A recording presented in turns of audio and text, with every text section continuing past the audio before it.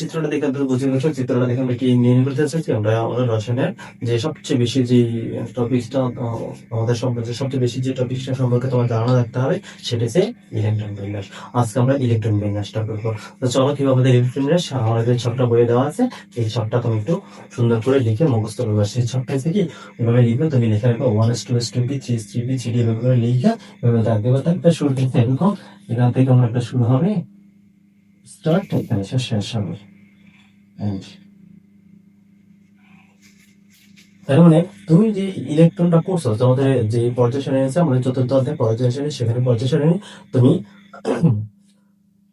পর্যায় সারণী যে মৌলগুলো আছে তোমার 30টা মৌল তোমার মুখস্থ করতে হবে। 30টা মৌলের মধ্যে থেকে তুমি যখন সিরিয়ালে মুখস্থ করতে হবে একটা কমিশন আছে, hydrogen, helium, lithium, beryllium, boron, এভাবে তোমার মুখস্থ করবে 30টা মৌল। 30টা মৌল মুখস্থ করলে তোমাদের এসএসসি পর্যন্ত কমপ্লিট হয়ে যাবে, এসএসসি ইন্টার পর্যন্ত 30টা মৌল যথেষ্ট হয়ে যাবে।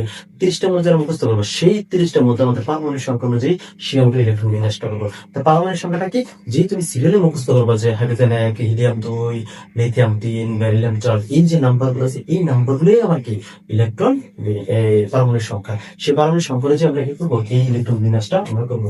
আমাদের এই রসায়নের সবচেয়ে বেশি গুরুত্বপূর্ণ হচ্ছে ইলেকট্রন বিন্যাসটা জানা। তার আগে আমরা ইলেকট্রন বিন্যাস করার আগে আমরা কিছু নাম নাম দেবো। সেটা হচ্ছে ধরো এখানে তুমি এস পি ডি এফ এই চারটা হচ্ছে আমাদের একটা ধারণা রাখবো।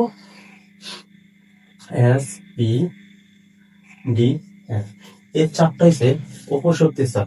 আমরা শক্তি স্তর সম্পর্কে তোমাদেরকে ধারণা দিচ্ছিলাম আগের ভিডিওতে। যারা ভিডিওটা দেখা নাই তারা থ্রি ডট অপশনে ক্লিক করে সে প্লেলিস্টে পেয়ে যাবে, সেখান থেকে এই শক্তি স্তরের ধারণাটা একটু পরে নিবা। তাহলে শক্তি স্তরের ধারণাটা একটু দেখে ওই ভিডিওটা দেখে তুমি শক্তি স্তরের জন্য ক্লিয়ার হয়ে যাবে।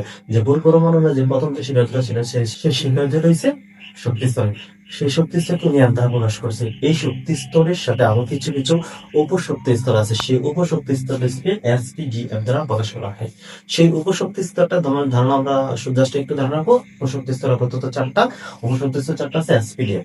এই এসপিডিএফ যেই তুমি যে ইলেকট্রন বিন্যাসটা পড়ছো সেই ইলেকট্রন বিন্যাসটা আমরা এই মানগুলো লিখবো। তাহলে এস এর মান 2, পি এর মান 6, ডি এর মান 10, এফ এর মান হচ্ছে 14। এই মানগুলো একটু তুমি কি করবা, একটু মুখস্থ করে নেবো। তাহলে এস এর মান 2, পি এর মান 6, ডি এর মান 10, আর এফ এর মান হচ্ছে কত 14। তাহলে এই মানগুলো যখন মুখস্থ করো তখন বলতে ইলেকট্রন বিন্যাসটা খুব সহজ হয়ে যাবে। আর আমাদের উপশক্তি স্তর হচ্ছে শক্তি স্তরের পাশাপাশি কিছু আলাদা শক্তি স্তর, এই প্রধান শক্তি স্তরের পাশাপাশি কিছু শক্তি স্তর আছে সেগুলো উপশক্তি স্তর হয়। সে বলতে স্তরের শাখা শক্তি স্তর। তাহলে এই শাখা শক্তি স্তরকে আমাদের উপশক্তি স্তর হয়। এই উপশক্তি স্তরকে আমরা এই মানগুলো দিয়ে আমরা ইলেকট্রন বিন্যাসটা করবো। তাহলে সব প্রথম আমরা শুরু করি হাইড্রোজেন দিয়ে। হাইড্রোজেন 1 নাম্বার আছে, তাহলে 1 নাম্বার আমরা শুরু করবো কি দিয়া, 1s দিয়ে। তাহলে 1s।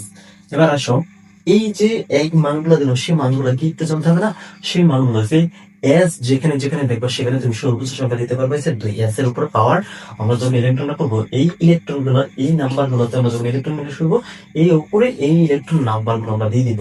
সেখানে কতটা আছে, একটা আছে। তাহলে আমরা এখানে একটা দিতে পারবো, কিন্তু এস দিতে পারবো একটা, দুইটা। কিন্তু আমার কাছে ইলেকট্রন আছেই একটা, তাহলে আমরা একটাই দিব। দুইটাও দিতে পারবো কিন্তু দুইটার বেশি দিতে পারবো না। যেখানে এস থাকবে দুইটা বেশি দিতে পারবো না, একটা দিতে পারবো। পি থেকে 5-6টা পর্যন্ত দিতে পারবো, 7টা দিতে পারবো না।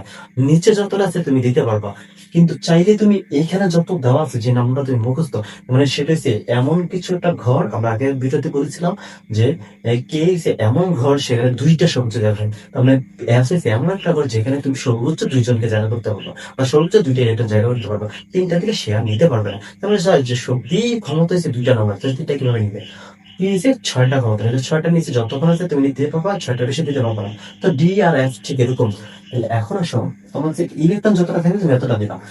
এবার আসো আমরা হিলিয়ামকে নিয়ে। হিলিয়াম পারমাণবিক সংখ্যা হচ্ছে 2, তাহলে 1s। শুরু সবসময় শুরু হবে থেকে এখান থেকে শুরু হবে। তো প্রত্যেকটা মৌলের জন্য কি আলাদা আলাদা প্রথম থেকে শুরু হবে, না এমন এটা 1s থেকে শুরু করে দিয়েছি পর একটা 2s থেকে শুরু হবে, এমন প্রত্যেকটা জন্য কি আমাদের 1s থেকে শুরু হবে। তাহলে আসো 1s, এখানে আসে 2, তাহলে আমি s এর উপর পাওয়ার 2 দিতে পারবো, তাহলে আমাদের ইলেকট্রন বিন্যাস সেখানেই শেষ। তাহলে আসো আমরা একটু বড় হতে যাই, তোমরা আজকে এগুলো শিখে নেবো। ধরো আমরা নাইট্রোজেন দেয়, নাইট্রোজেন আছে 7 নম্বর। তাহলে আসো আমরা এখান থেকে শুরু করবো, 1s থেকে শুরু করবো। তাহলে 1s, তারপরে যাবো 1s কে কটা দিব, 2টা। 1s এর পরে কি, ধরো এখান থেকে এসছো 2s এ যাবে, তীর চিহ্নটা দেওয়ার মানে হচ্ছে কি এইভাবে থেকে প্রত্যেকটা এটা শেষ, আবার এখান থেকে শুরু, এটা শেষ এখান থেকে শুরু হবে, তাহলে প্রত্যেকটা কি যেখান থেকে শেষ হবে পরে আবার এই দিক থেকে শুরু হবে তীর চিহ্নটা দিয়ে, তাহলে 2s এবার সব আমার এসও দুইটা দিছি, আবার এইখানে এসও দুইটা দিব, আমার সবসময় হিসাব রাখতে হবে এইখান থেকে যাতে বেশি না হয়ে যায়, আর এইখানে মানে দুইটা যেন তুমি বেশি না দাও, তাহলে দুইটা দিলে গেল, দুইটা দিলে চারটা। তাহলে এন এর এখানে চারটা গেছে আর তিনটা আছে, তাহলে one S two one S বলে টু এস বলে, এবার আসবে টু পি তে, থাকলো টু পি, তাহলে পি এর সর্বোচ্চ মান নিতে পারবে 6টা, কিন্তু আমার এখানে 4টা চলে গেছে, আমার 7টা থেকে 4টা চলে গেছে আর 3টা, তাহলে এখানে এসে 6টা নিতে পারবো, অবশ্যই 3টা তার মধ্যে জায়গা হবে। তাহলে এই হলো আমাদের নাইট্রোজেন ইলেকট্রন বিন্যাস।